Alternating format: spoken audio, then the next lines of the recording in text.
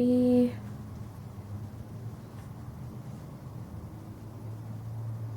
I'm Dr. Smith. I'd like to visit with you this morning about a very common problem that patients complain of and unfortunately are reoccurring in a great percentage of the population because of the high use of computers.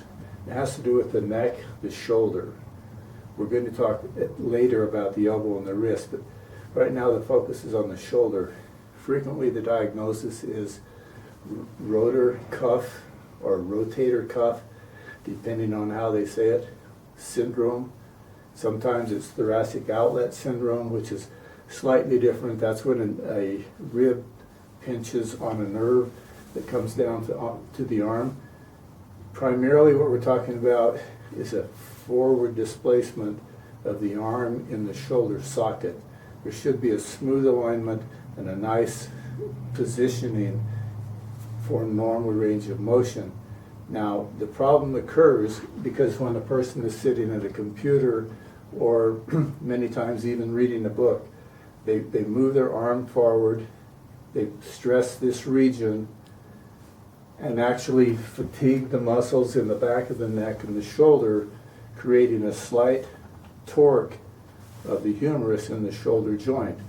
So I call it a closed joint position because this bone is forward and down. To reverse that and many times correct that problem completely, we do exactly the opposite. This, on a regular basis, would be repetitive micro, meaning small, micro trauma from an abnormal or an aberrant position. To get a resolution or a correction, we open the joint up and turn the hand out and bring the arm back. Now, that can be done during the day frequently by doing this and holding it for a few seconds.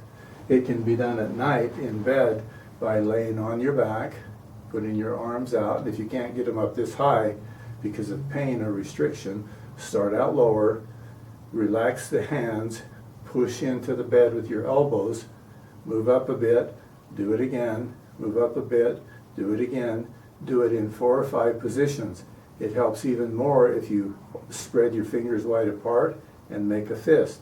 That's repetitive counter microtherapy. The microtherapy done on a regular basis will help actually change the tension in the muscles, the length and integrity of the ligaments, and will help restore the shoulder joint. I encourage you to do that on a regular basis. Even if you don't have pain, do it as prevention, and you'll be glad you did. Thank you very much.